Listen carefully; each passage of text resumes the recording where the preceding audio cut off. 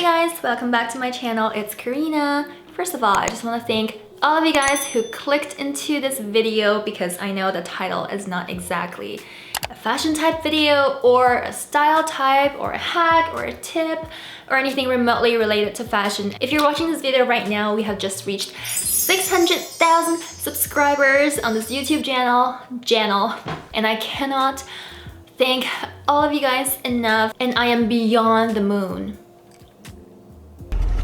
Cannot express how much I love each and every one of you. Thank you for being part of this journey with me, and I promise you in 2021 this is going to be our year, okay? And I can already tell you that I am starting to plan some really exciting content for you guys, so yes, thank you. Thank you, thank you. The last time I filmed one of these videos were in the fall, I think, when we had just reached 400k subscribers.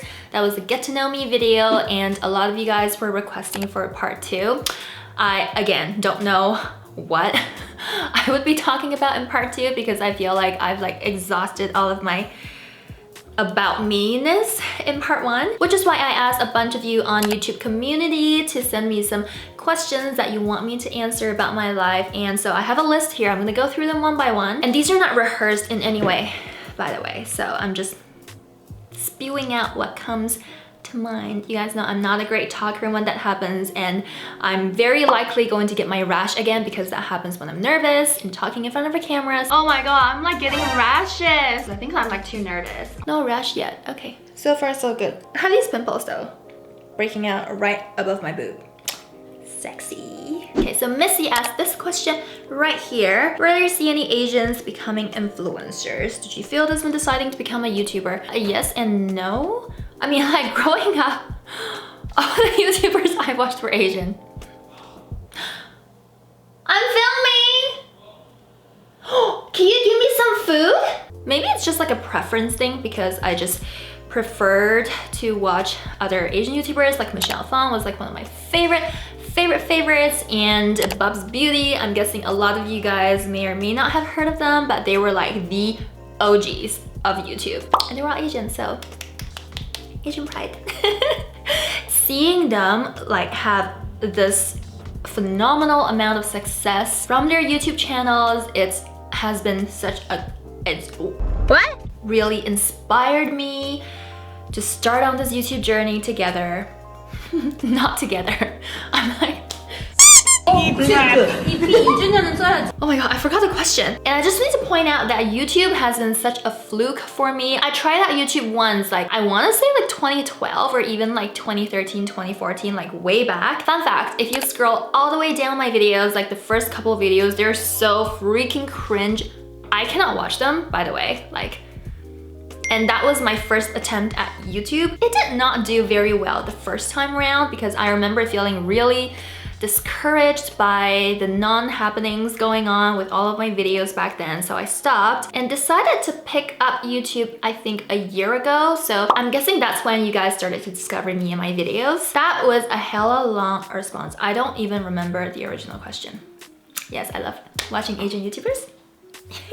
Oxygen asked me this question right here. How do you choose websites to order from? Have you been cheated by any one of them? Yes and no. So I have never been like cheated when I'm shopping online. I guess I've been really lucky in that aspect. I've always been like really careful with selecting different websites to shop from, especially the ones that are like brand new and like look sus AF. Don't buy from there. If you think it sus, if there's 0 reviews, chances are it's probably a scam. And and I always check their about section and their shipping section. If they're claiming to be in like, I don't know, like London or like LA or something, but their English is really like flunky with like terrible grammar, then I don't want to be like racist or anything. I mean, I'm Chinese, so just putting it out there. There's a ton of sus like Chinese fashion companies that will try to scam people into thinking they're based in the USA. I don't know why I'm whispering. It's like I'm embarrassed about that part of the culture. The only thing that I hate ordering from is definitely AliExpress. I know a lot of you guys have been requesting for AliExpress haul. I'm sorry, I don't think I will ever do one, just because if I order something, it literally takes like months, okay? Like during COVID, it would take like 8 months or something. Ridiculous. By the time it gets here, I'm always like, when TF did I ever order this piece of item? And then I look back and it was like, you know, like 2,000 years ago. So I don't suggest AliExpress. That's just my personal experience with them. I know they now have express options, so I don't know how that plays out. And honestly, most of the stuff you can find at AliExpress, you can find on Shein anyway, and Shein comes in like a week or two, so. Marv V said this question right here. We love you, Karina, thank you. Are you one of the crazy rich Asians? When we heard about your passport, reminds me of the movies. Those of you who missed it, I do have a Singapore passport. I grew up in Singapore. I forgot the question. Am I a crazy rich Asian?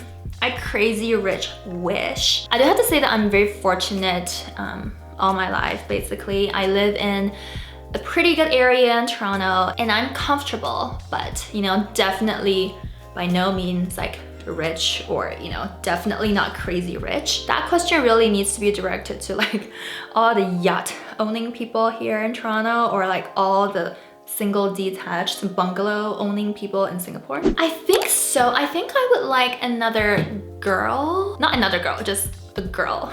As you guys probably can tell by my outfit choices, I am one of the most girliest girls out there. And having a girl just means I would be able to dress her up to match with me and have tea parties and braid each other's hair. And also, you know, when she grows to be a teenager, like send her to karate so she can learn like all her like self-defense moves and like kick any pervs.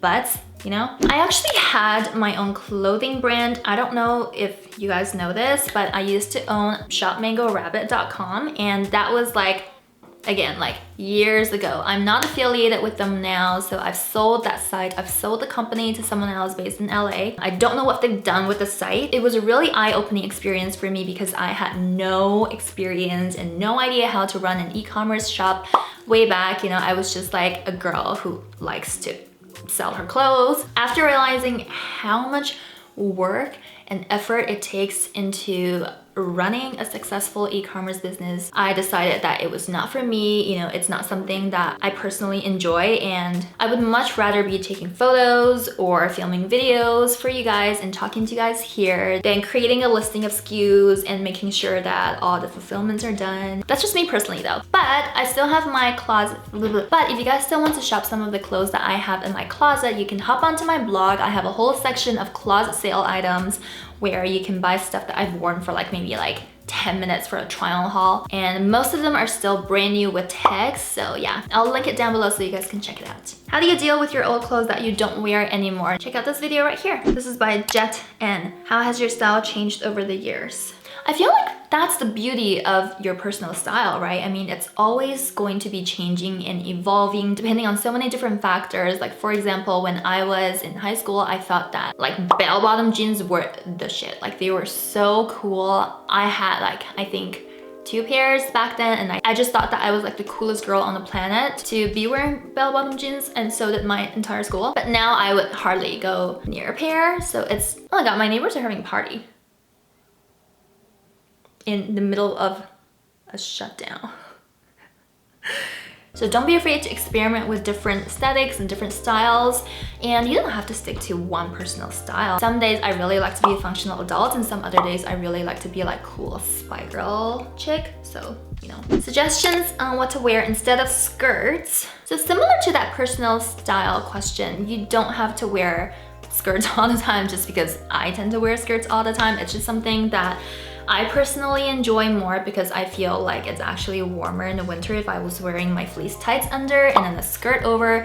And it's also more mobile than if I were to wear jeans. Jeans are so, they're just, some jeans are just like cardboard, okay? Not gonna lie, and I don't like the feeling of the rough material against my legs, so that's just me. So if you feel like jeggings and jeans and like pants in general suit you and your body type better, then you're gonna have more confidence wearing those items, then you definitely should go for those items. Whatever makes you happy and whatever makes you confident. What type of Chinese do you speak? I speak Mandarin. 大家好，我是 Karina. I also spent a year and a half in Hong Kong doing my postgraduate research, so I know a little bit of Cantonese. I can understand, but I can't really speak a lot. Does being a YouTuber sometimes take over your life? Yes.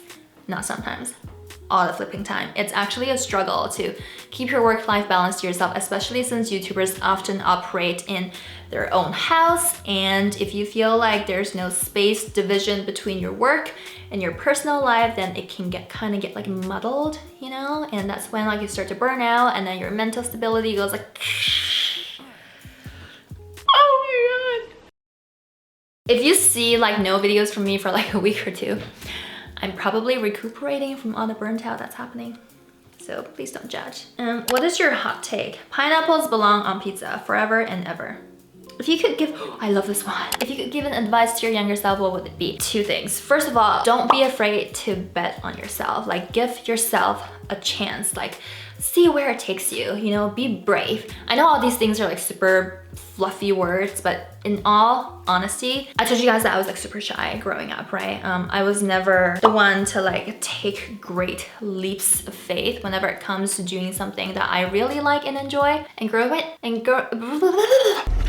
growing up in a very traditional Asian type of upbringing family, I was always taught that, you know, like doctors and lawyers were like the way to go. I guess I was really lucky in the sense that my parents didn't really force those career paths on me. They actually made me learn piano on the side so I can choose between the arts and the sciences, and I'm really grateful for that. I forgot the question again. But yeah, still, the majority of my time had to be focused on my studies. I was getting like straight A's, B's were not acceptable. And because all your time is being sunk into academics, it leaves very little room for creative freedom. So it didn't really allow me the opportunity to kind of like explore what I wanted to do, you know, where my passion lies. So if I can give advice to my younger self, that would be don't be afraid to push the boundaries outside of academia and see what other stuff there is to life, because there's so much more to life than just grades, right? Okay, the second one is definitely to work out more and exercise more. I'm going to turn into a legit grandma for saying this, but my bones